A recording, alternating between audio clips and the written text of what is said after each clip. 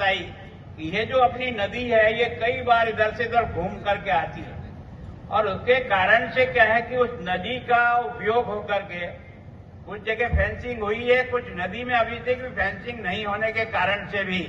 इस रास्ते का भी उपयोग कर लेते हैं और ये जो कुछ भी घटनाएं होती उसमें उसका बहुत बड़ा रोल है।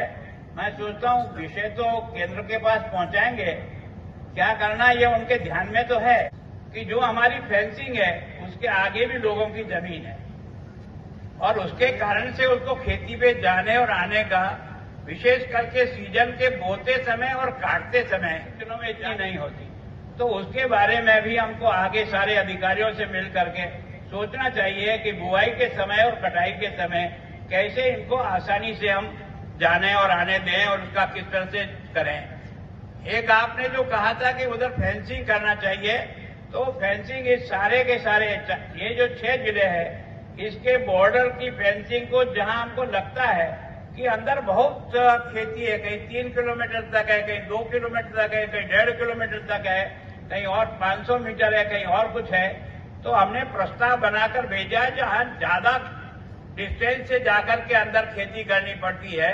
उसके लिए 21 किलोमीटर बॉर्डर की नई फेंसिंग करने ताकि उनकी खेत आसानी से वहां तक वो जा सके और आ सके, वो प्रस्ताव भेजा हुआ है। मैं सोचता हूं केंद्र सरकार की स्वीकृति के साथ ही ये काम हम शुरू कर देंगे। उसमें 8 किलोमीटर आपका पठानकोट का भी उसमें शरीक है जहां हमारी फेंसिंग जो है वो सजेस्ट की हुई है, जिसको आधार पर हम काम करने की कोशिश करेंगे। मैं सोचता हूं कि फिर बॉर्डर के ये जो गांव हैं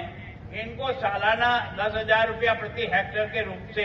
सरकार का सहयोग राशि मिलती है।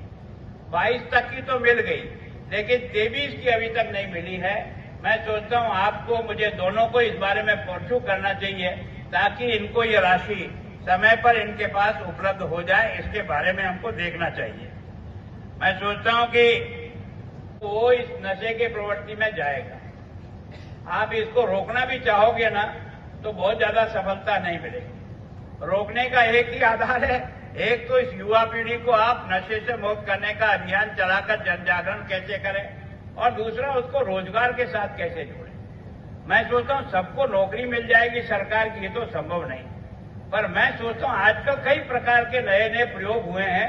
छोटे छोटे प्रयोग से। अब जैसे वो माताजी बैठी थी अभी जिनका मैंने आचार देखा, एक इतनी उम्र की महिला